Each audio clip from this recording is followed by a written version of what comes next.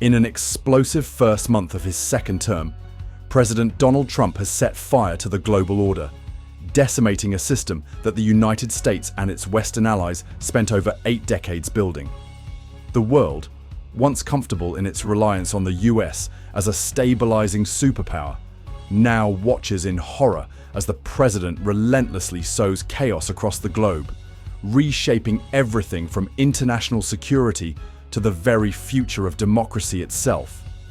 When Trump won re-election last year, many in the corridors of power in Washington believed they knew how to handle a president whose first term was defined by erratic foreign policy moves, most famously delivered through tweets. There was an assumption, albeit a dangerous one, that his second term would follow a similar pattern, disruptive but ultimately manageable. Instead, what the world has witnessed in just 31 days is a president actively working to undo the post-W4. Hobibao, that has kept the peace for generations. Trump's meteoric rise in the international sphere has been anything but diplomatic. In his first month alone, he has aggressively dismantled the cornerstone of NATO, the security alliance formed to protect the very fabric of the Western world.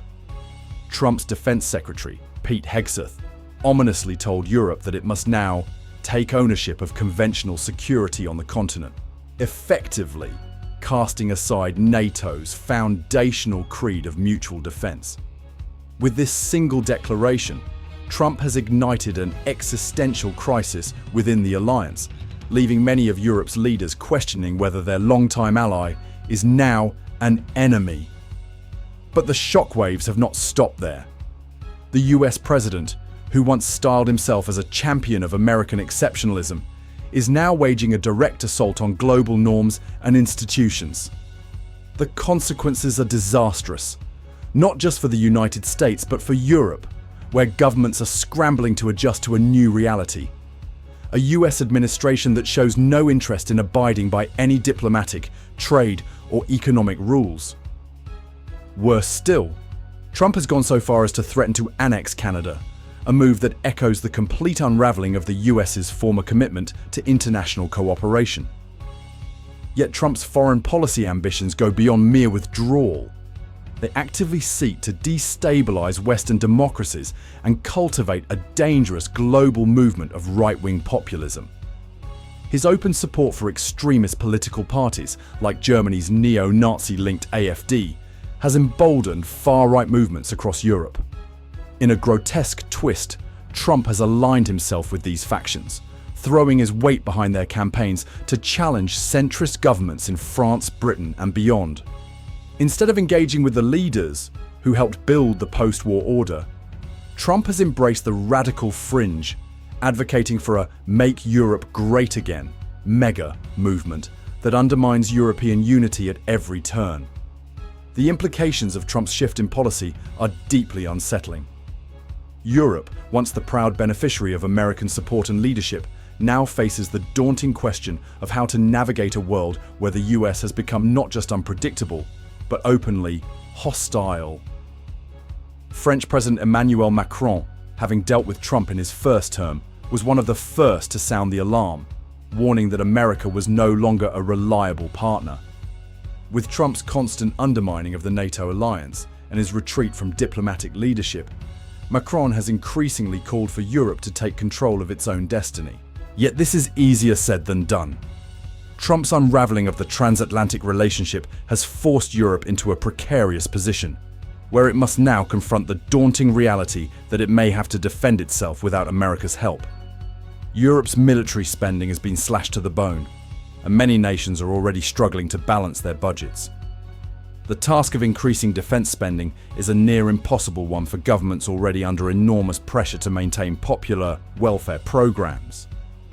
Even more troubling is the fragmentation within the European Union itself.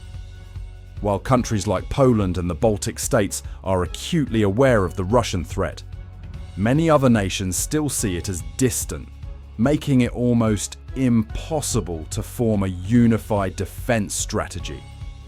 And with leaders like Hungarian Prime Minister Viktor Orban openly seeking to cozy up to Trump and fracture European unity, the possibility of a coordinated response grows ever more remote. In just a month, Trump has turned the world's most stable alliances into a powder keg, and Europe is left trying to pick up the pieces. As the continent reels from the shock of the US's sudden departure from the global stage, one question looms large.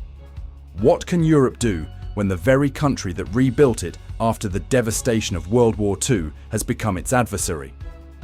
Next week, the eyes of the world will be focused on Ukraine, where the prospect of a peace deal to end the war may hold the key to understanding whether there is any hope for cooperation between the US and Europe in this new era. French President Macron is scheduled to visit the White House on Monday, followed by British Prime Minister Keir Starmer on Thursday. These meetings will be crucial in determining whether there is any room left for diplomacy, or if Trump's reckless isolationism has already torpedoed any chance of a united Western front. The situation in Ukraine is becoming increasingly dire. Both France and the UK have expressed a willingness to send troops to Ukraine to help monitor a potential peace agreement. But without the US providing crucial air support, intelligence, and logistical assistance, any peacekeeping mission is likely doomed to fail. Will Trump be willing to risk angering Russia by giving the green light to such an operation? Or will he, as he has done with so many other international commitments, retreat into his isolationist shell and abandon Europe to fend for itself?